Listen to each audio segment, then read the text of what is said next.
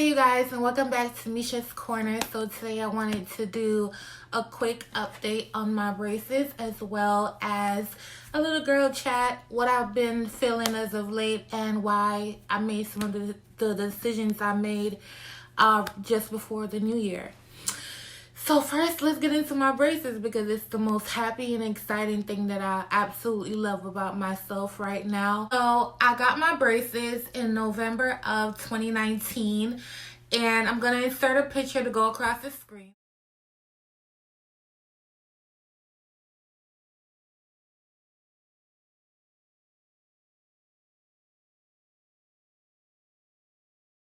Alright, so as you see, I had a super wide gap. I had buck teeth. My jaw was not aligned with each other. When I would bite down, they wouldn't align at all, which was giving me mouth problems. But because I had the gap for so long, it's like, you know how you live with something for so long, so you just deal with it and you ignore the signs of something being wrong or, whatever. My gap was so wide, I honestly didn't think braces would have helped my gap because that's just how wide it was. I thought I needed implants, which would have been way too expensive for me to afford. So I got the braces on, kept going, and each month I noticed my gap was getting smaller and smaller. My mouth was getting more aligned. My smile was different, not just from the gap, because that's obvious, but just the structure of my face was different. In my opinion, and even when they did the x-rays, you could see the dramatic change, and as well as just me seeing it for myself, from looking at myself from the outside. I'm supposed to be on an 18-month plan, but because of the pandemic, I still don't even know if that's gonna still be my plan. I guess I'll find that out as time goes on. This is how it looks right now. My teeth are aligned, which is my favorite thing about it. As a matter of fact, I'm happy the gap is closing, but I'm more happy about it being aligned. I'm very happy about that. So the next step is I have to do a frenectomy, which I'm not looking forward to, you guys, because I watched so many videos and everyone is saying that it's so painful, and I'm so worried, and because I don't like pain. Frenectomy is where between the gap here, you see that hanging extra gum and all of that. They gotta make a triangular cut, and they're gonna cut that out. So y'all know I don't like pain like that, and I'm dramatic, so it is what it is. Anyway, now let's rewind a little bit to 2020. Ignore my little half-dead background. Those of you who don't know, because I know y'all tired of me bringing it up, but it's my life. I lost my dad in 2017, and when I saw how devastated my family was, my sister and my mom, and I just didn't want them to know how much it affected me, so I hid it. I hid my feelings, I hid my tears, I hid how it was weighing on me mentally, physically, and I basically just kind of sort of isolated myself, especially from my family, because I just did not want to put any other burden on them at all, period. I did that so much to the point where I feel like I convinced myself that I was okay. After the first year, I feel like I convinced myself that I was okay, and I really wasn't. Now it's around my wedding date, when I was getting married that year. A girl I was cool with, was friends with, she tried to talk me out of waiting, but her saying for me to wait was more so timing and the financial part of it. And I just kept saying no, I don't want to wait. I just want to get it over with, go through with it. I'm in love, I'm this, I'm that, this and the third. And I should have took it as a sign, as God telling me to slow down. Mentally and emotionally, you're not prepared. I got married a year after my father passed, by the way. Mentally and emotionally, you're just not ready for it. Just wait a minute, just wait to do it. Now it's my wedding day, and I was just under so much burden and sadness and hurt, looking at everybody at my wedding except for the only person that I really wanted to be there. And it sucked, and it was so bad to the point where I feel like emotionally I didn't show up for my husband on my wedding day. Yep, I'm going there. I'm going there, y'all. I'm going there. I'm going there. I feel like emotionally I did not show up for him. And, after things passed and went on and, and I had time to sit back and think about it, it showed me that was the day I knew that I had a problem. That was the day I knew I had an issue that I need to work out. I needed to work something out within myself.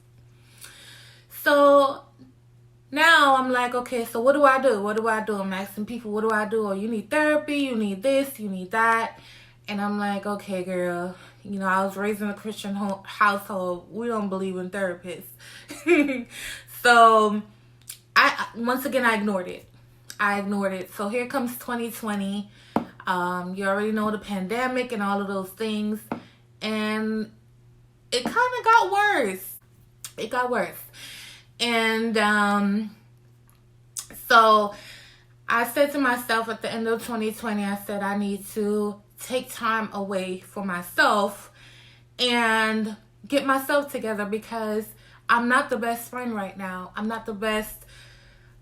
In my mind, I feel like I'm still not the best wife that I can be, because emotionally I'm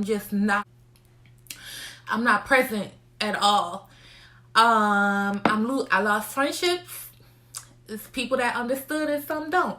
And that's fine. That's fine, because I don't know if I would understand if one of my friends was dropped off the face of the earth, and I don't know how I would feel about that or how I would take that. So, I decided I needed to get my life together and get it in order. So, December, the last week of December 31st, I think it was December 31st. Give me a second, because I'm not going to cry on camera, child. So, December 31st, I decided to change my number and get off of social media. Just get off of social media. And I got off of social media. I stayed off of YouTube for about 2 weeks, but I knew I couldn't just leave YouTube, because YouTube is, for one, it's a business now. Now it's a business. As well as, people look forward to hearing from me on my YouTube. I've got so many messages from people supporting me and telling me how much I helped them out of depression with my recipes and my lives. And I just couldn't leave them hanging, even if I couldn't show up my best self. And so I changed my number. And I kid you not, it was the most liberating thing I think I've ever done in a long, long time. Even till this day, I still haven't even texted some of the people closest to me, and I don't know if I ever will for a while, because again, I can't show up right now. I cannot show up right now. I can't be who you need me to be right now. I can't be the person to take care of your problems and hear you out and hear this person out. I can't, because I there's nothing for me to give. I don't have anything.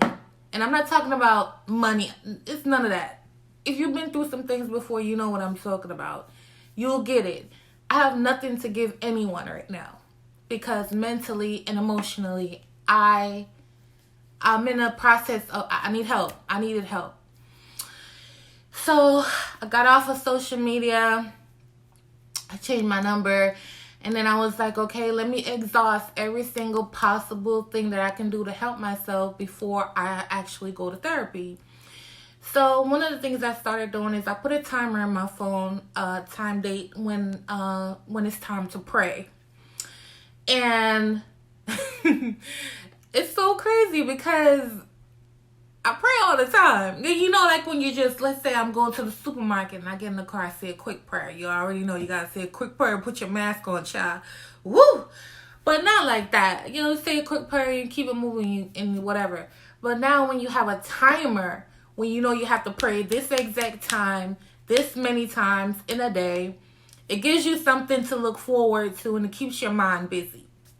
Now, I'm not going to say praying takes away my pain and how I feel losing my dad. I'm not saying it does any of that. What it does do is keep my mind occupied. It gives me like a release and just makes me feel, you know, okay, it's going to be all right. You're okay for today. You made it through today. Next, move on to tomorrow, to the next day. I also started a diary. I started having more and more conversations with my best friend in the whole entire world, my husband. And it's been helping a lot. In my mind, I'm like, girl, why didn't you do this sooner?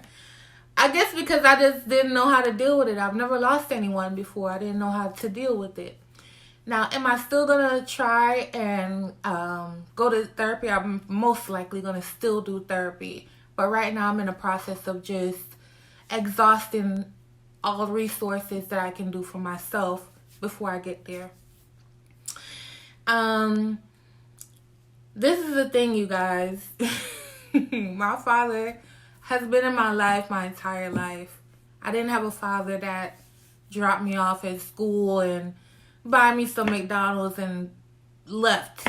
You know, my father was my best friend. Before my husband, my father was my best friend. And he was very present in my life all the way up to a grown woman out of his house in a relationship. He was very present. To lose that comfort, you know, it's a whole different level. To lose that comfort, it's a whole different level. And it sucks. It sucks. And I convinced myself that I was okay. I am not. And I'm not going to hide it anymore. I'm not okay. Y'all tired of hearing it? Just don't watch me. Because it is what it is. My plan this year is to, like I said, help myself. Take care of my emotional and mental health. And be kind to myself. Be kinder to myself. And just be the best person I can be for the people around me. And the people that chose to understand and still be by my side once I'm better. There's some people that didn't understand. And that's fine. Like I said, I have no hatred towards anyone on this planet. I don't care who you think you are or who you think what we may have fallen out about it. I have no issues, hatred, anything towards anyone on this planet. Right now, my only priority is my life, my health, mental, physical, spiritual, emotional. So this year, besides all of that sad stuff, I've been working very hard as well at my career. I do have a book coming out this year, my very first Misha's Corner cookbook. And I can't wait for you guys to be able to purchase it. It will be physical copy as well as on the web. You could buy it and download it. So I'm looking forward to that happening. I just finished writing it. So, you know, I have to get it published, licensed, and all that non-fun stuff. So all of that will be happening this year, as well as I'm not sure if I'm clear to speak on anything else. So I'm going to leave that alone. But just know, in a few weeks, I'm going to have all fresh new content. And I'm just going to continue working on myself and working on my career, my health. And we're going to do this thing together, you know. So I want to thank y'all so much. So I want to thank y'all so much for y'all support. Thank you for watching my videos, sharing my videos. Thank you for your encouraging words. They mean a lot.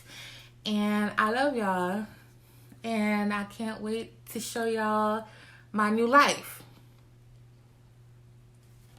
Bye, you guys.